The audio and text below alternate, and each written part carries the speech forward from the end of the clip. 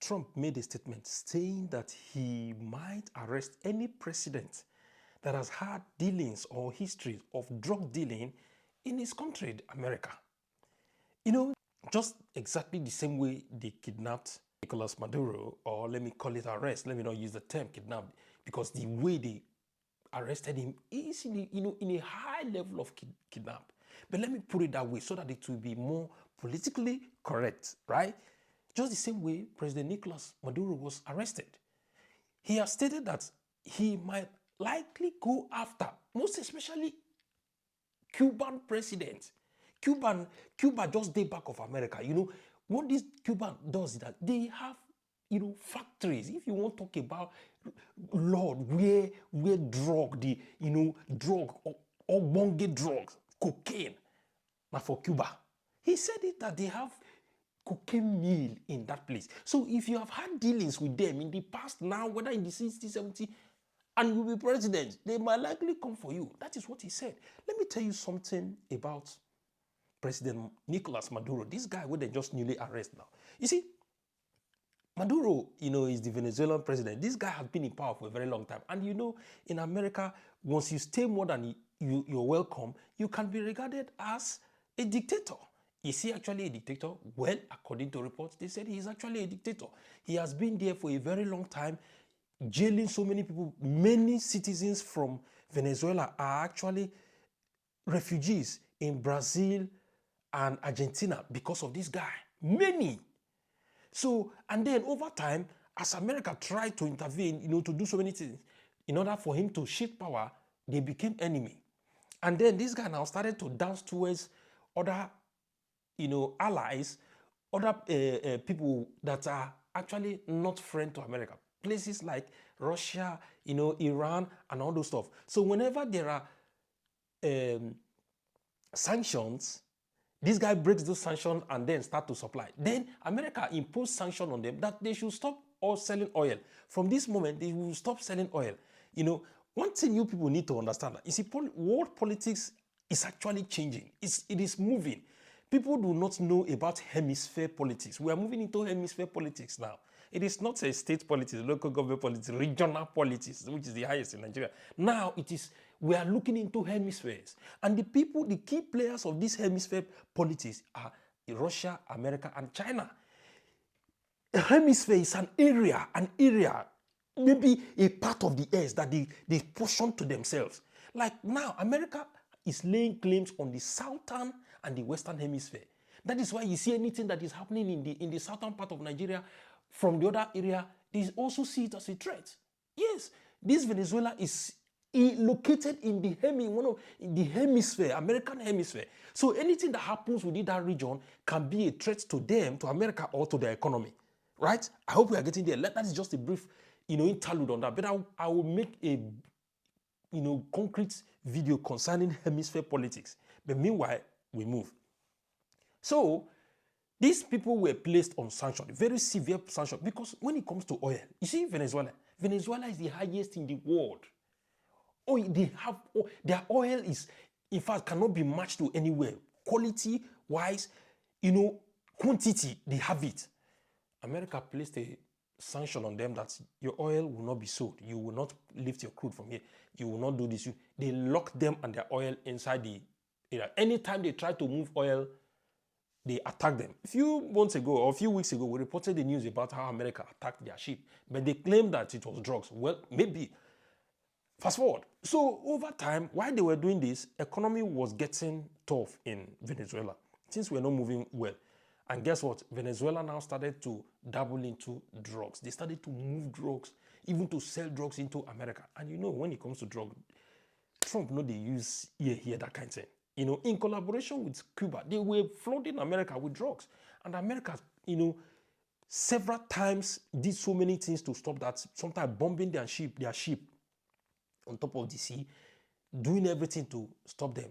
But meanwhile, this guy became kind of thorn in the flesh to American leadership. So finally, they said, okay, maybe it is time to really opt you out. And then everybody saw it within the first few days, how American, Delta Force moved into that territory, conducted so many strikes.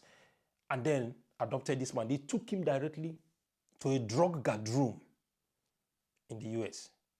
So right now, a lot of people in Venezuela are jubilating, happy. So many of them are happy. There is a very big jubilation in that country as we speak now because of the arrest of this guy. People feel that they are free. They are very free now. That's what they think. Even some of them, those ones that ran away from the country that are in Brazil and in Argentina, in fact, it is total shutdown. They are happy. Most countries like France have stated that, okay, well, despite the fact that the nature in which America carried out that arrest wasn't in accordance with the international law of human rights when it comes to sovereign respect and all that. But the people of Venezuela have gained freedom. There have been so many talks and so many kind of constructive criticism and appraisal towards this whole thing in Venezuela. But the whole point of this video is that man, which is Trump, made a video or made a statement, a press release recently that if you are a president and you have had any dealings when it comes to drugs with America, they will resurrect your case and they will charge you for that. They might likely go after you the same way they did to Nicolas Maduro. Yes, and number one prime suspect in this whole parade is the Cuban president. Yes, this man where they see here. So. Yes. So he himself, he said he actually doesn't care because he knows when it comes to drugs, all those drugs, sniffing, everything where they take for US, they come in from Colombia. If all those our men, Nigerian men, our Afro men, when he did there, that operates to deal on, now there they go collect markets, can't distribute. Even the one where they did, those people where they don't do in the 80s, in the 60s, in the 70s, now there they go tidy markets. They said they are going to come for you. Do you have a president that is into drugs? Advise him now to tender apology. Otherwise, I think they will go and face the Cuban president. Well, this is just a satire. But anyway, that is the nature of things now. When it comes to regional politics, you see, anything that happens within the American hemisphere, I do not think it will be allowed to go. So most of you politicians, most especially politicians in my own country or in the country where we all came from, Nigeria, should put this into consideration. American hemisphere should be a part of, part and parcel of your decision making in your country. Whenever you make any decisions and then put into consideration the hemisphere through which that particular, decision will be made. How does it affect the people who lay claims over this hemisphere?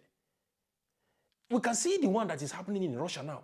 Ukraine is part of, even that area, eastward, is part of a Russian hemisphere. And then what are Russians saying? Russians do not want the advancement of NATO into that hemisphere. You understand what I mean?